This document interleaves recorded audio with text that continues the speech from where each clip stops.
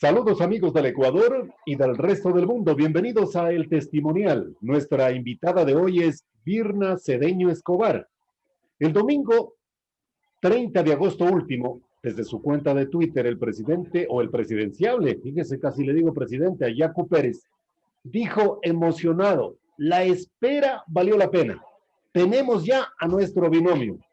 ¿Por qué le costó tanto encontrarlo? Porque antes Larisa Marangoni, artista multidisciplinaria guayaquileña, lo había abandonado a pocas horas de ser precandidata a vicepresidencial. Después también fue pretendida Marta Roldós. Pero Yacu no se dio por vencido, insistió en encontrar su binomio siempre con dos características esenciales: que sea mujer y de origen guayaquileño. Las razones nos las explica la bióloga Virna Cedeño Escobar, quien también es guayaquileña. Bienvenida a El Testimonial. Muchas gracias por estar aquí, Virna. Buen día, muchísimas gracias, estimado Wilman, por la invitación. Es un placer estar en El Testimonial y pues saludos a todos aquellos que siguen esta entrevista.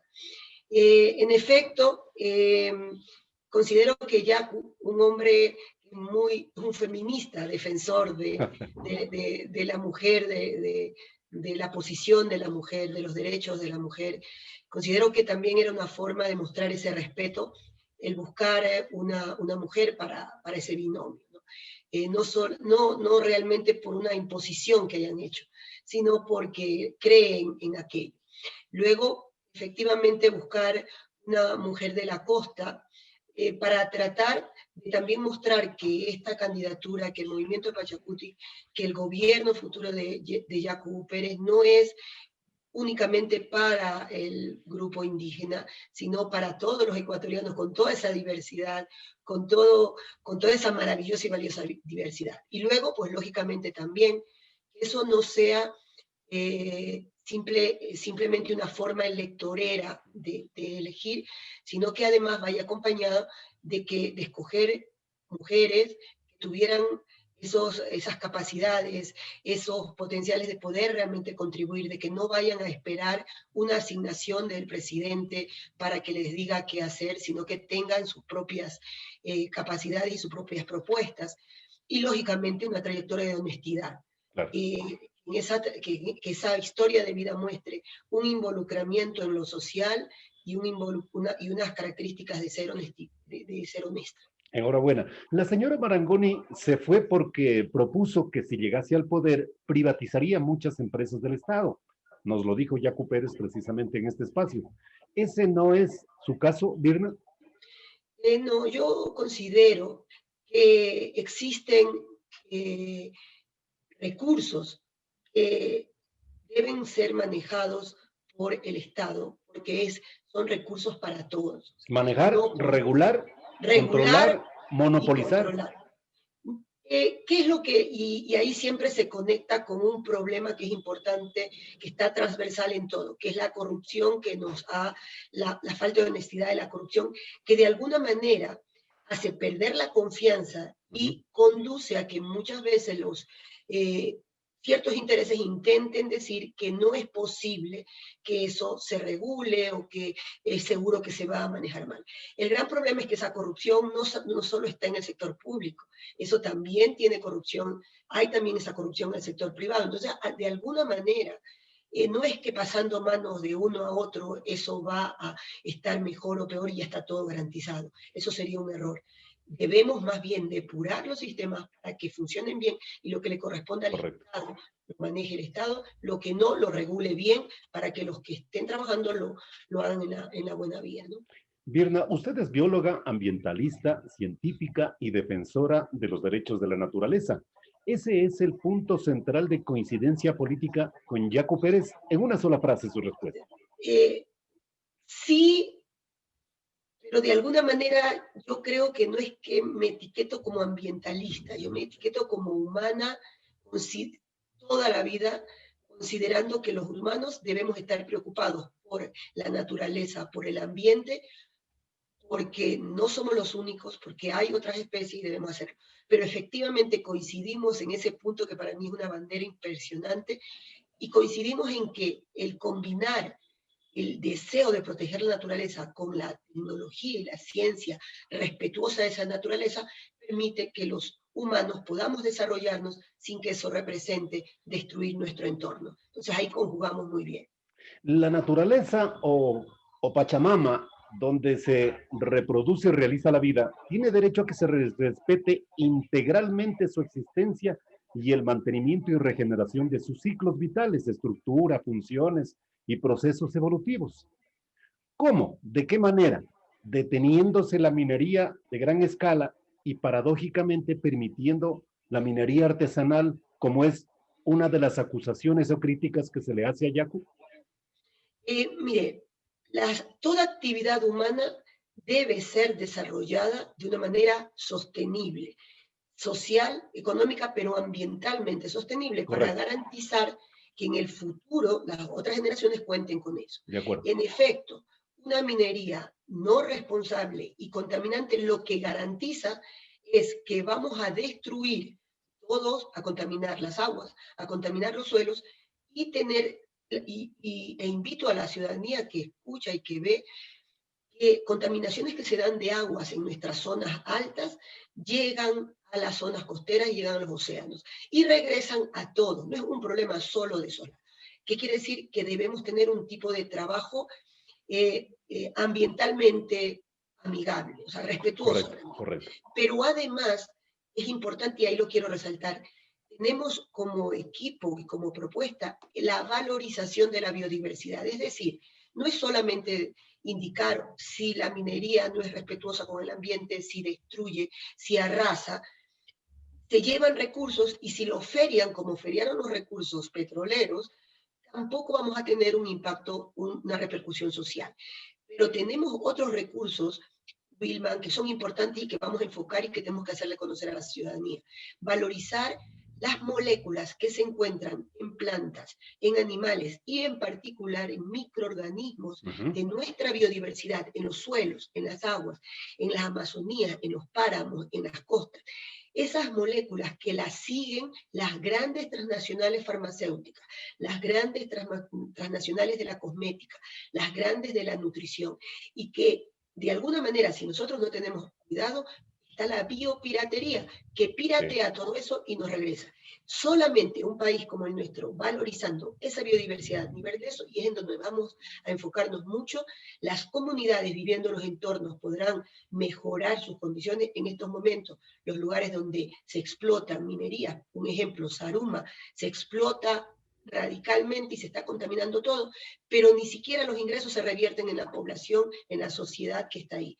Debemos valorizar para que no solamente seamos respetuosos de eso, sino que veamos que si destruimos nuestra biodiversidad, tal vez destruiremos el mejor recurso para ingreso y garantizar el desarrollo social y económico de este país, que son nuestras moléculas valorizadas en farmacéutica, cosmética, nutrición y otros. Es la necesaria confluencia entre ser humano y naturaleza. Ya lo decía el famoso filósofo y científico alemán Immanuel Kant desde inicios del siglo XVIII, que en la Tierra hay dos tipos de leyes. Las leyes de la naturaleza, de las que los seres humanos no tenemos control alguno, y las leyes que regulan las relaciones entre los seres humanos. La pregunta es al especialista como usted, Virna, cómo encontrar un punto de equilibrio de tal modo que la naturaleza y el ser humano habiten en convivencia pacífica. Yo considero que la clave es educar.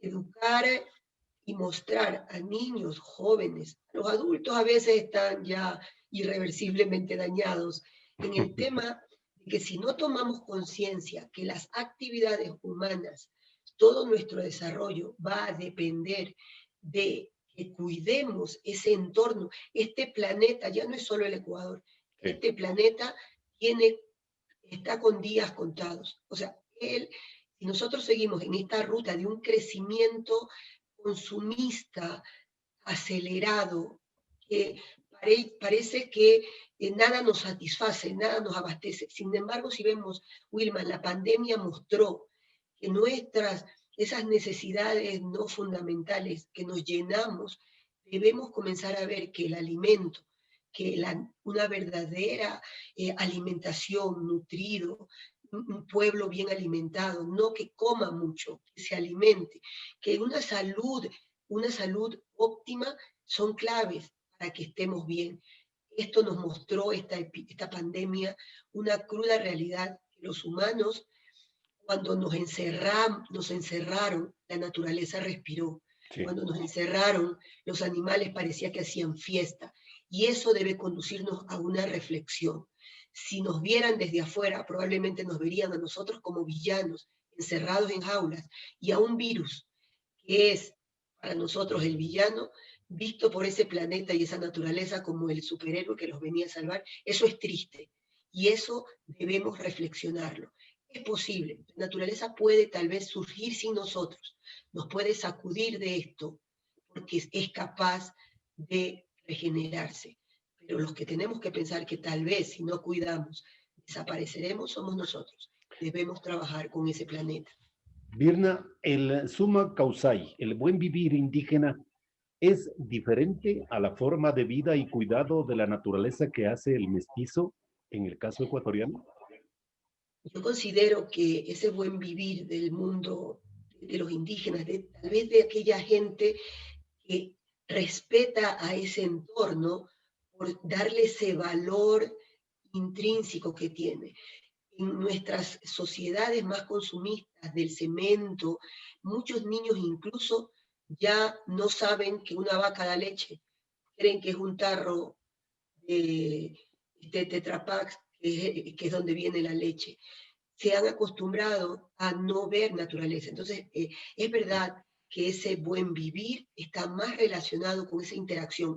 Y una de las cosas que queremos promover en esta propuesta es que haya una interacción mayor con la naturaleza de los niños en escuelas, en colegios, de todos los sectores, no solo rurales, sino también en particular esa urbanidad, esa comunidad urbana que se ha desconectado. Ustedes van, Sí, vemos una casa y es puro cemento, incluso en las zonas de jardines hay cemento, y exacto. eso es como el buen vivir para muchos. Y el buen vivir es estar en entorno con la naturaleza, es amar esa naturaleza, porque somos parte de ella. Hay un factor fundamental a propósito de indígena y mestizo que también es importante abordarlo, Virna, y conocer su punto de vista. El artículo 1 de la Constitución del Ecuador determina que somos un Estado constitucional de derechos y también plurinacional. ¿Cómo cree que es la relación, socialmente hablando, entre el indígena y el mestizo? ¿Hay discrimen? ¿Hay marginalidad? ¿Hay maltrato bilateral? ¿No hay confianza? Y le llevo a reflexionar, Virna, sobre todo en el momento de ir a votar, para escuchar una expresión que se dice, yo como mestizo todavía no estoy preparado para votar por una fórmula presidencial indígena. Eh, yo creo que eso es algo que debemos corregir como ciudadanía. En primer punto, el pueblo indígena, toda esa cultura, esa riqueza, si nosotros como sociedad y nuestra educación enseñar a los niños a valorar esa cultura, es impresionante. Cada vez que nos dicen que nos vinieron a civilizar, cuando aquí habían civilizaciones sabias, Sí, gente maravillosa, unas culturas, unos idiomas, una riqueza cultural que debería estar siendo transmitida y no perdida. Sí considero que hay una deuda social para un grupo indígena que no es solo en nuestros países, en todos los países, donde lo hemos ido restringiendo cada vez más a espacios que se parecen a esas reservas como en los Estados Unidos, en donde estas sociedades están viviendo en extrema pobreza y muriendo, muriendo. Llegará un momento, Wilman, en que no habrá, sino en un libro de historia, una riqueza de culturas, una maravillosa riqueza. Pero además que esos mestizos que somos, debemos saber que llevamos en nuestras venas sangre de esa población indígena. Debemos sentir que un amigo hace muchos años me dijo, y después de eso yo lo digo también, que de alguna manera cuando decimos que festejamos las fundaciones de las ciudades, considero que es un error de término. Debemos decir que es una conmemoración de fundación por interesante. todo lo que eso representa, Claro, porque de alguna manera ofende de alguna manera Sí, lastima una lucha de aquellos que estaban de aquí, de acuerdo. aquellos que fueron atacados, abusados, exterminados, y que una sociedad actualmente sigue viéndolos incluso como menos. Sí considero que ahí hay una parte en la que tenemos que poder amarnos como ciudadanos, como esa parte, esa pluriculturalidad y una riqueza, pero la vemos a veces como una cosa de separación. Yo le digo honestamente, yo estoy feliz de ser parte en este proceso electoral, de estar al lado del grupo indígena. Yo me siento muy identificada con eso porque sé que tengo también de ello y quiero que este país y los niños amen la cultura, que la recuperemos y debe ser una cosa en que el mestizo sienta que esa población es parte de nosotros y que más bien somos uno solo, no varios. Enhorabuena. La biotecnología tiene alcances muy amplios, pero sobre todo un gran impacto social. Esa es la consigna que mueve el trabajo suyo como bióloga y doctora en esa disciplina a nivel molecular. La pregunta es, ¿cuál es el ADN de Yaco Pérez para entenderse? Lo interesantísimo de esto del ADN es que es un texto escrito, tenemos la gran parte, por eso incluso en genética no hay razas, no se acepta, el término razas no existe, porque somos tan cercanos los humanos Uh que -huh. se ha determinado a través de ese ADN, pues que no hay. Lo que construye es nuestra historia de vida. Y en esa historia de vida, esa escritura de las historias de Yacu Pérez, de la historia de Virna Cedeño, y esperamos que la historia de vida de todos aquellos ciudadanos honestos que estamos hartos, hartos de esos prometedores, de esos mercaderes que llegan, parece como un circo maravilloso en épocas de Campaña, elecciones. claro. Entonces, eso es lo que no queremos. Y sí, la biotecnología molecular es una herramienta fantástica que ya la tenemos y que tiene una aplicación tangible, no está de lejos de grandes científicos o de grandes mentes inteligentes, no lo es. Virna ha hecho biología molecular, biotecnología, y tiene un coeficiente intelectual tan normal como cualquier otro, y lo único que es que hay que tenerle la pasión, y es lo que queremos mostrar a los jóvenes y a los niños, buscar las pasiones de lo que quieren hacer, y una vez que está eso, no se necesita un coeficiente intelectual mayor, solo eso nos ayuda a mover. Y ese yo creo que es la escritura que compartimos con Yacu Pérez, la honestidad, la pasión por un país y la confianza de que podemos convocar a otros ciudadanos a esa misma pasión. El 22 de junio del 2020, usted como columnista del diario El Universo, escribió precisamente un artículo titulado ¿Es usted político? Y hablaba de la necesidad de que hay que prepararse para tal efecto. Y por eso considero yo, a menos que usted lo desmienta, fue una premonición el estar preparado para una jornada político-electoral, este editorial en el que inclusive usted intenta identificar políticos que reúnan cualidades pero que no los encontró. Es paradójico en realidad, porque si ven, no tenía ninguna planificación ni ningún cálculo, y lo pueden decir todos porque ni siquiera fui yo que me he propuesto, no es que estoy con un movimiento que me propuso, no tengo millones de dólares para decir quería proponer mi candidatura, o sea que, pero tal vez es porque ese es el testimonio de una ciudadana que veía acercarse a las próximas elecciones con ese sentimiento de que no veía qué podría darse en esa próxima elección.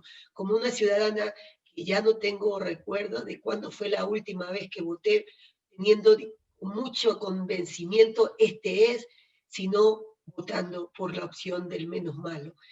Y eso es un sentimiento de frustración y escribí ese artículo tratando de llamar a los ciudadanos que de repente nos identifiquemos que estamos haciendo algo, llamando a esos otros. Yo no me consideraba que sería la que pasaría, pero quería convocar a ciudadanos que creyeran que debíamos cambiar eso.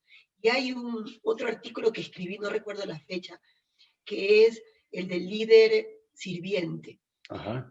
Sí, este artículo lo escribí justamente porque muchos ciudadanos estamos cansados de la prepotencia de esos líderes, de ese concepto del líder como si es un salvador que casi se agacha a besar al otro porque está arriba, porque los otros lo ven como alguien extraordinario. Y en realidad, el verdadero líder, yo me hace ruido el término líder como se lo ha propuesto, se lo promueve, y se lo promueve a los jóvenes como el que es más capaz, como que es el mejor, y en realidad eso no es el verdadero líder. Y en 1970 se acuñó ese término del líder sirviente, que es el que yo creo que debemos promover, y todos ustedes, como aquellos que están en esa comunicación, el líder sirviente es aquel que más bien da paso a que los otros salgan, a encontrar los potenciales de los otros y ayudarles a que salgan. Y se lo estoy repitiendo a mucha gente. No deben ver ni a Virna Cedeño ni a Yacu Pérez como esos seres superdotados o maravillosos, como esos ciudadanos, esos que van Sí. a servir, que debemos identificarlos, y ahí los ciudadanos tienen una responsabilidad importantísima. Disculpe el parangón, pero la manada de los lobos nos da ejemplo de liderazgo. Los líderes por lo general no van adelante. Adelante van Exactamente. los más débiles, ¿no? Los más vulnerables. ¿No es verdad? Exacto, pero ayudándoles a encontrar que al final no son tan débiles ni tan vulnerables, ayudándoles a mostrándoles que tienen un potencial interior y Exacto. tal vez no lo han descubierto. Y esa persona que ayuda a guiar eso, que no hace y promueve que dependen de él, porque si ya no estoy, se perderán, ese es el gran problema que tenemos. El de poder decir, sí, yo tengo un potencial, tengo mis capacidades, tengo mis características, pero necesitamos las potenciales y las características de todos los otros.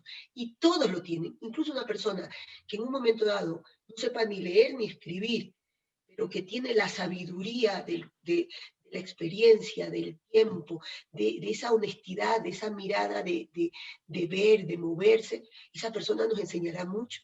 Dice que todo el tiempo, cuando hablamos, debemos sentir que podemos decir algo para contribuir a los demás, porque el momento en que nos callamos nos volvemos discípulos y debemos poder escuchar porque siempre tendremos que aprender. Entonces, ahí debemos promoverlo.